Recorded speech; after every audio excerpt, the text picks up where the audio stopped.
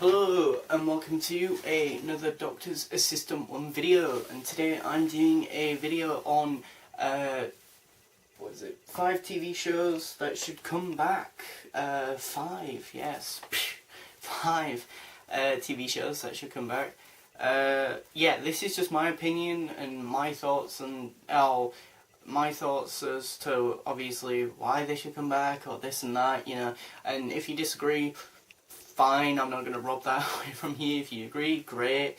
Also, I will briefly explain what the show is, for those of you if you don't know what the show is, and also why I like it briefly as well, and why I think it should come back. So yeah, and that. So they're all fairly intertwined, sort of, points I'll be making, maybe, kind of, sort of. But yeah, in our number 5, a fairly obvious, fairly obvious one, for anyone who's a big fan of the Doctor Who spin-offs, and that, or the idea, should I say, of Doctor Who spin-offs, not Class. Class was bad. No, I think Class was a decent concept. I think the execution was what the problem was there, personally. But, yeah, but in at number 5, I think it would easily be, obviously, Torchwood. I think Torchwood needs to come back. I know it's coming back for a 5th series, and all season in audio form, with Big Finish. Big Finish Audios are doing, Big Finish are doing the audio series. But even if they get all the full cast, which I don't doubt they wouldn't do that, I don't doubt that I don't see why they wouldn't, but I don't feel like it's the same as having that TV show. The TV show was so good and so, Welsh and British and sort of just so, Russell T Davies, really, I think I like Torchwood probably not completely more than his Doctor Who, but I can excuse a lot of his stuff in Torchwood more because it's for a more mature audience, so the sexual references and the the violence and the this and the that and the gritty and the realism and the more drama, character-focused stuff. Don't get me wrong, I think character development and or character focus is important in any show, even if it's science fiction like Doctor Who and or Back to the Future or Star Wars, but, it's finding that balance between,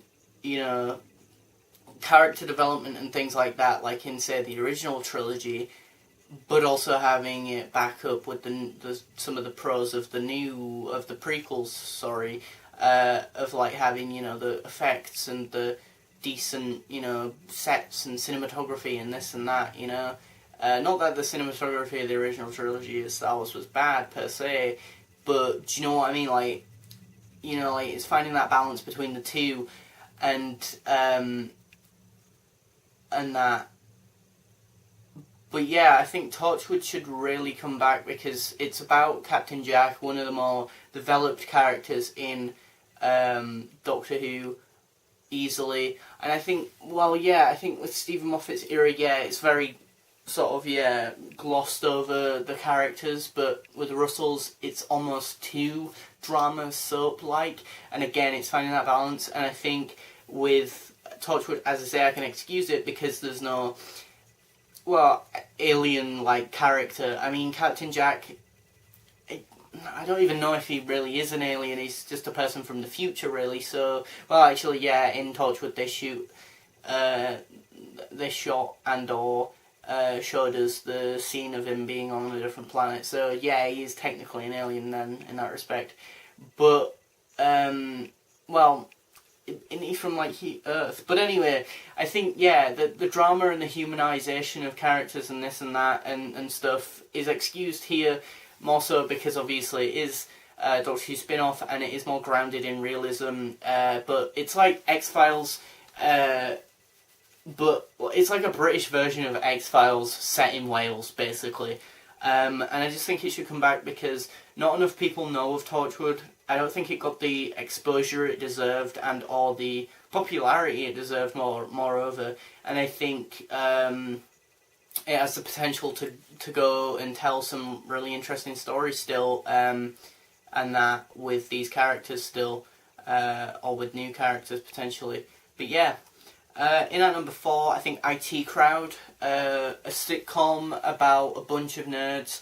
Sounds familiar, yes. It's essentially what came before Big Bang Theory, to my knowledge, and probably inspired Big Bang Theory. And instead of science, though, it was obviously all around computers and computer tech and technology and this and that. And, you know, two guys, both socially inept, one more so than the other. One who is more self-aware and or wants to pick up women, and that, but fails, should I say, every time in doing that, and whatnot, for the most part, which is hilarious. And then Moss is just hilarious as well, because he's so socially inept and or socially unaware of, like, other people and how other people even function, really, that it's just hilarious. And I think it's done way more subtly, way more toned down than, say, Sheldon Cooper, and I think it's way better because of it, you know, and their dynamic works better because, unlike, say, Leonard, he's not completely, Roy never is like, oh, you're pissing me off, Sheldon, Sheldon, why are you doing this, Sheldon, you're a fucking idiot, you know. Well, okay, Leonard never just says that, but he says snide comments, and then, you know, Sheldon's like, okay, thanks, I guess. So it just goes over his head, and they all make snide comments at his expense, which I think's horrible, really, if anything.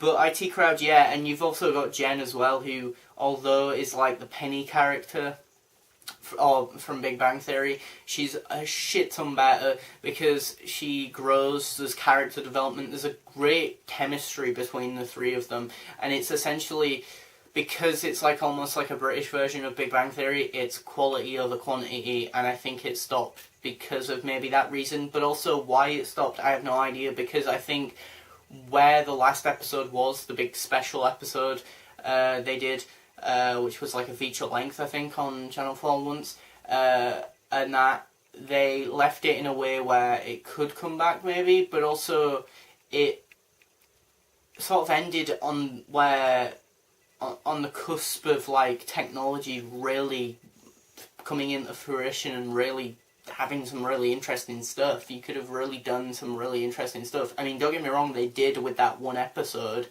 that I'm on about, but as a series going forward, they could do some really cool and interesting stuff, because, you know, technology's changed so much, you know, and nerd culture has changed so much, and that, and all culture just generally, in terms of tech as well, the tech world.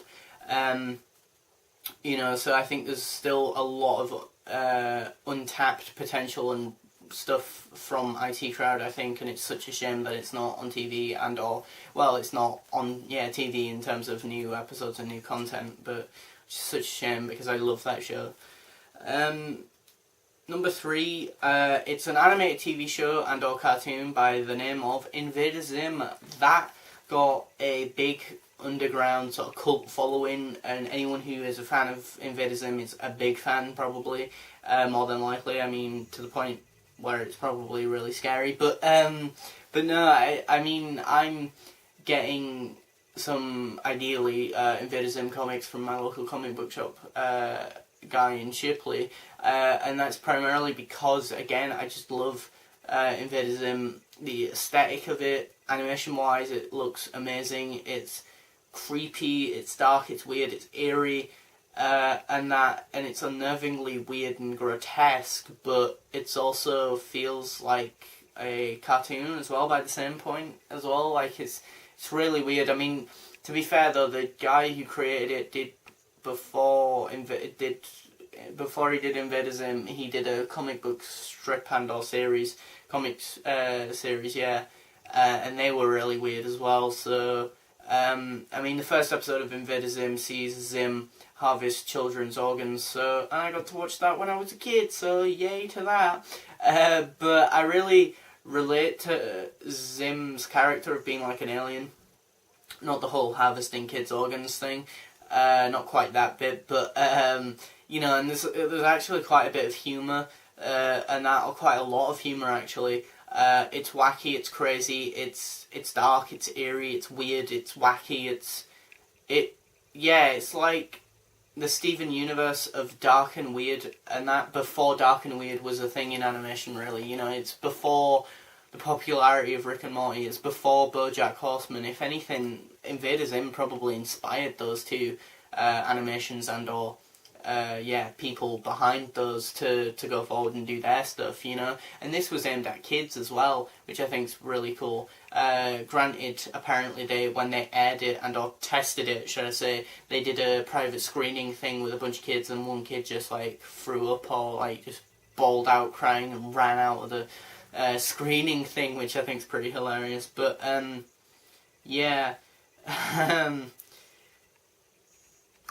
In at number 2, Star Wars The Clone Wars. Although I know Rebels is coming to an end, and that's Star Wars Rebels, and I know that's annoying and are a bit sad and that, but I think the thing is with that, it's a part of Star Wars, an animated series about part of Star Wars that doesn't get as much hate and or criticism and or negative attention from people and or fans, and that, should I say fans because, you know, if you're a fan of something, surely you can look past some of the bad stuff to a certain extent. But yeah, I think Star Wars Clone Wars did a brilliant job of shining a positive light on the prequels and or adding and telling more compelling and better stories of elements and or bits and pieces of Star Wars, the prequels that were just glossed over. For example, the whole Boba Fett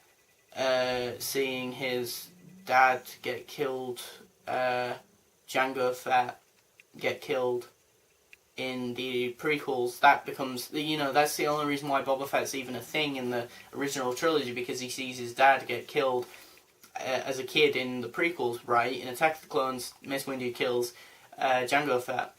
Boba Fett becomes a bounty hunter, or he becomes a bounty hunter and becomes Boba Fett because of that. But you know, you just see like one little scene and nothing else of that in the prequels and that. So, but whereas with Star Wars Clone Wars, they have like a whole 2-part episode of like why you know, this happened, and from both Mace Windu's side, and then, you know, Boba Fett's, and then why he's becoming or wanting to become a you know, bounty hunter. Mace Windu tries and helps him, or tries to explain the situation and this and that, and you know, as to why he had to, you know, kill his father and this and that, or why he thought it was the best option in that situation. And from what I remember, you know, it just, as I say, shines such a positive breath of fresh air and or light on a period and or bit of the Star Wars mythology that is hated by so many, again, fans, that I think it was really good. And what really annoyed me was that the last series was aired exclusively on Netflix in the USA, which is annoying seeing as I'm in the UK, but so that's stupid. Also, I think it's a massive feat and undertaking in terms of animation. It's phenomenal in the sense that it's 3D animation, but in sort of aimed at kids and for a younger audience. Yeah, granted, the family can watch it, and adults can watch it, and teens can watch it, and this and that, but it's not just hand-drawn, two-dimensional, you know, your generic, well, not generic, but what most people consider animation to be. It's, you know, on par, or trying to be on par with, you know, Disney DreamWorks, but it's on a Cartoons Network, which is mind-blowing, really. But yeah. In our number 1, Firefly. I adore this TV show. I have just recently watched it.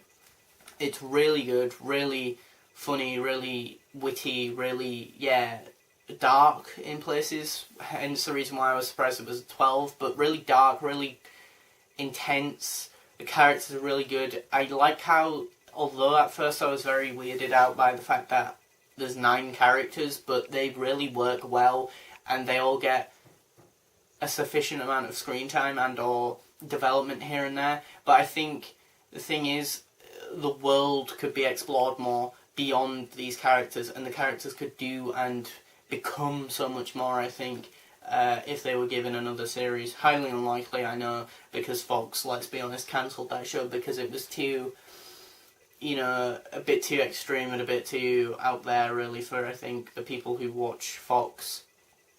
and that, or the people who normally watch TV of sorts, and also it wasn't as mainstream or commercialized. They couldn't stick it on posters probably, and they couldn't stick it out there to the general public, and I think there was quite a bit of pressure on Joss Whedon to deliver a more humorous show when he wanted to tell more of a grittier, serious show, I think, at first, but he sort of caved and added more humour here and there, but he wanted to tell this story and this idea that he had, but I think he was under a lot of constraints, and I think one thing that is decent about the fact that the suits were sort of very much looming over him is that he said in the behind the scenes that every time he had to write an episode or went down too much down a path with a character, he had to then take that back, strip it back, so to speak, and just be like, actually, what's to move forward the plot, and or what's best for this character in this moment, not 20 episodes down the line or 30, or do you know what I mean, 3-4 episodes down the line, what's best for this character and what would they really do in this situation here and now, which I think adds to the realism and the believability of these characters, I think. So I guess that's one of the biggest silver linings I can think of with the suits, looming over him. So yeah, thanks for watching, comment, rate and subscribe.